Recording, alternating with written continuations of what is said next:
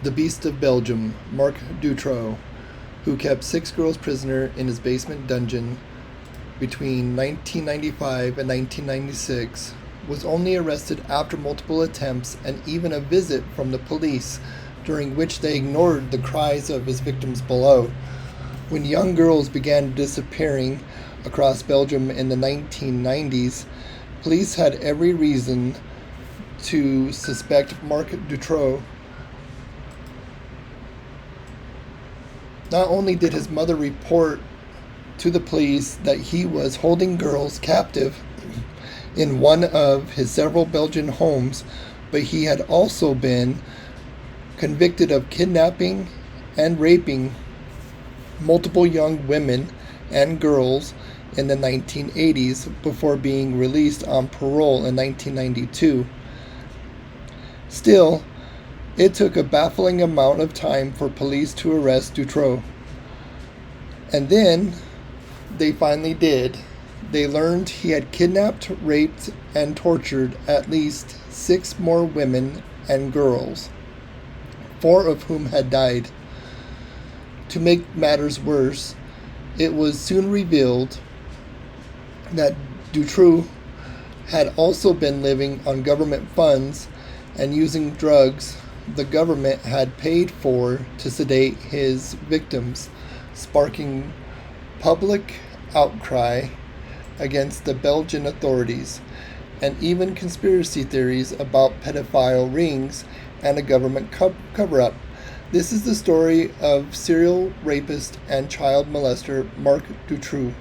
Marc Dutroux was born in Brussels on November 6, 1956. According to the BBC, he was the eldest of 5 children. Marc would later claim that his parents, school teachers Victor and Janine, often beat him. They separated in 1971 and Marc left home, embarking on a new life as a drifter. As an adult, Dutroux moved from place to place, working as an electrician and allegedly a sex worker. Gradually, he turned to a life of crime, dealing drugs, stealing and trading stolen cars, and mugging. Allegedly, he amassed enough money doing this that he eventually owned 7 houses. Dutroux was married by age 20 and had 2 sons. His first wife later claimed that Dutroux had abused her and had multiple extramarital affairs. They separated in the early 1980s, allowing Dutroux to pursue one of the women who he had an affair with, Michelle Martin. Martin soon became his second wife and an accomplice in his crimes. In the summer of 1985, Marc Dutroux allegedly became frustrated with how tedious it was to pick up women and decided to kidnap and rape them instead, with the help of his second wife. He told me kidnapping and raping them took less time than hitting on them, Martin would say, according to the Belgian publication. He said that would be to my advantage too. That way, he had more time to spend on me, and because he did it all for me, I had to help him with the kidnappings. But the couple didn't operate alone. Jean Von Pig, a family friend, had been crashing at the Dutroux house after his relationship fell apart. Dutroux soon recruited Van to help with his plans, convincing him that he owed Dutroux. Martin, meanwhile, would drive the van. On June 7, 1985, they found their first victim, 11-year-old Sylvie D., who was walking home alone after swimming at a nearby pool. As they drove past the young girl, the men jumped out of the car, grabbed her, and pulled her into the van, putting tape over her mouth and eyes. The kidnappers then drove Sylvie to a garage in Rue, where Dutroux raped her and took a photo of her on a Polaroid camera before letting her go. The other kidnappings happened in much the same way. A young woman or girl would be out walking by herself when she noticed a van following her. Then a pair of men would grab her and pull her into the van, telling her they just wanted ransom money. They'd put tape over her eyes and drive her to a house. Dutroux, there she would be held captive and raped by the 2 men repeatedly before they finally drove her back to her neighborhood and released her. Sometimes the men would give their victims treats like chocolate and apples. Often Dutroux photographed or filmed them naked. In the end, the police caught up to the several rapists Jean van Petegem, had given away too much information about himself when speaking to the victims, and based on interviews with the girls, police were able to pinpoint him as a suspect, and he quickly confessed to everything, pinning most of the blame on Dutroux. In 1986, Marc Dutroux and his wife Michelle Martin were arrested for the abduction and rape of 5 women and girls between the ages of 11 and 19. Police soon found damning evidence on both Dutroux and Van Petegem, including a pencil case they'd stolen from one of the girls and sexually explicit photos and videos of the victims. In 1989, Dutroux was sentenced to 13 and a half years in prison for the kidnapping and rapes, and his accomplices Van Petegem and Martin were sentenced to 6.5 years and 5 years respectively. While Dutroux was in prison, the BBC reports his mother Janine wrote to the prison director about her son, issuing a chilling warning. "I have known for a long time, and with good cause, my eldest's temperament," Janine wrote. "What I do not know, and what all the people who know him fear, is what he has in mind for the future." Dutroux's mind was indeed on the future. He soon convinced prison health officials that he was disabled so that he would be given monthly financial benefits upon his release. He also convinced a psychiatrist to prescribe him sleeping pills, which he would later use to sedate his victims. Despite his mother's warning, Marc Dutroux was released on parole in 1992 after only 3 years of his sentence, leaving him free to commit more and more terrible crimes. And this time, he wouldn't make a mistake of setting his victims free. After Marc Dutroux's release, he wasted no time in continuing what he had started. He began to build a dungeon in his basement between 1995 and 1996. He kidnapped at least 6 young girls and held them in the dungeon, where he tortured and sexually abused them. By the time he was arrested in 1996, only 2 of his victims, a 12-year-old and a 14-year-old, were alive. Meanwhile, the public was beginning to panic as women and girls went missing throughout the country. On June 24, 1995, 2 8-year-olds, Julie and Melissa, had disappeared near their homes in eastern Belgium, the BBC reported. Later that summer, on August 23rd, teenagers Anne Markel and Ify went missing while on vacation in Ostend, a seaside town. Not long after these disappearances, Marc Dutroux's mother reported him to the police, claiming he was holding girls captive in one of his houses. Still, despite his record of kidnapping and raping young girls, it wasn't until 5 months after the first disappearances that police searched his home. On December 6, 1995, Dutroux was arrested for car theft and would go on to spend almost 4 months in prison. A week after his arrest, the police finally searched Dutroux's home, but despite hearing children's voices, they failed to find the girls in the basement dungeon, claiming it sounded like the voices were coming from outside.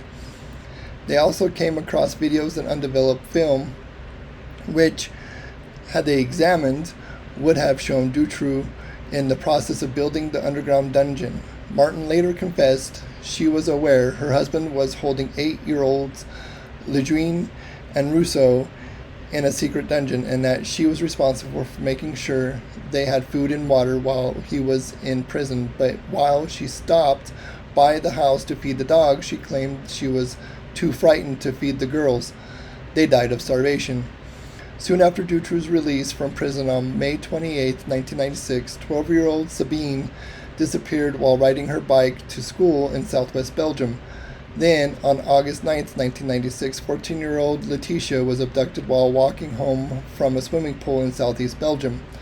On August 13th, 4 days after this last kidnapping, and 14 months after the first, Marc Dutroux was finally arrested for the kidnappings. He led the police to where he was holding Sabine, Dardine, and Letitia in a prison cell. They were both found to have been drugged and sexually abused. He also led police to where he'd buried the emaciated bodies of 8-year-olds Julie and Melissa in the backyard of his other house in Sars-la-Bougerie. Along the side, the body of Bernard Weinstein, an accomplice Dutroux had turned on and murdered by burying him alive. And Markel and Ify remains were found buried in the garden of the Weinstein's home. They too had been buried alive. The public was shocked to learn that despite multiple tips and searches of Dutroux's home, it took 14 months for police to piece together that Dutroux had been behind the kidnappings all along. Had the crimes been solved sooner, it was possible that the 4 victims who died could have survived. The case caused such outrage that on October 20th, 1996, hundreds of thousands of people flooded the streets of Belgium to march in support of the victims and their families and in protest against the way authorities had mismanaged the case. Over time, theories began to surface that Dutroux had been part of a larger pedophile ring involving people in high places, and that authorities had been protecting Dutroux to cover up their involvement. In 1996, a woman named Regina Louf told investigators that she had been given by her parents to a family friend at the age of 12 and brought to sex parties, where powerful people tortured and raped and sometimes murdered young girls. She alleged Dutroux would bring drugs, and eventually girls, to the parties. And though elements of Louf's evidence were corroborated, local news made her out to be a fantast. When Dutroux's case finally went to trial, she was not allowed to appear as a witness. However, it would take years for a date to be set for Dutroux's murder trial. Authorities claimed it was because the conspiracy theories had led them on a wild goose chase looking for a mythical pedophile network. Meanwhile, The Guardian reports that valuable witnesses, 20 of them, died under mysterious circumstances. On April 9, 1997, an independent parliamentary committee investigating the case released a report revealing the police had been inhumane, inept, inefficient, and ill-equipped in dealing with it. As if the case hadn't been disastrous enough, in April 1998, Dutroux escaped from prison. And though he was quickly recaptured, the fallout of this fiasco was immediate. Belgium's police chief, justice minister, and interior minister all resigned. Then in July 1999, Hubert Massa, advocate general in the case, died by suicide. Finally, in March 2004, Dutroux's case went to trial. Marc Dutroux' trial lasted 3 months and involved hundreds of witnesses. Dutroux readily confessed to the kidnapping and rape charges, but denied involvement in the deaths of any of the girls. Both survivors, Sabine and Laetitia, gave searing testimony. Dardine and Dutroux was the one who kidnapped her, that he was the only captor she saw during her 80 days in captivity, and that he was the only one who abused her. Deleuze said that in the 4 days she spent in captivity, Dutroux chained her to the bed and raped her repeatedly. He didn't give a damn. He would ask if it hurt while smiling as if it made him laugh, she said, according to the BBC. Dutroux, meanwhile, claimed to be part of the rumored pedophile ring, presenting himself as a mere pawn in these crimes rather than as the main perpetrator. Prosecutors found no evidence to confirm the pedophile ring existed. Dardine also asked Dutroux why, if such an organization existed, he hadn't given her to the supposed pedophile ring. Dutroux said it was because he was attached to her. I did not give her because I knew that she was going to be killed, he said. On June 17, 2004, Marc Dutroux was convicted of rape, kidnapping, and leading a child kidnapping gang. He was also found guilty of murdering Anne Markel, Efi Lambrechts, and Bernard Weinstein, his accomplice. He was sentenced to life in prison. Michelle Martin was found guilty of killing the 2 young girls she had knowingly neglected to feed while her husband was in jail, and sentenced to 30 years in prison. 2 other alleged accomplices, Michael Levere and Michael Niol, were also tried and sentenced to 25 years and 5 years, respectively. Since his conviction, Marc Dutroux has filed for conditional release multiple times. To this day, he is still incarcerated in prison in Nivelles.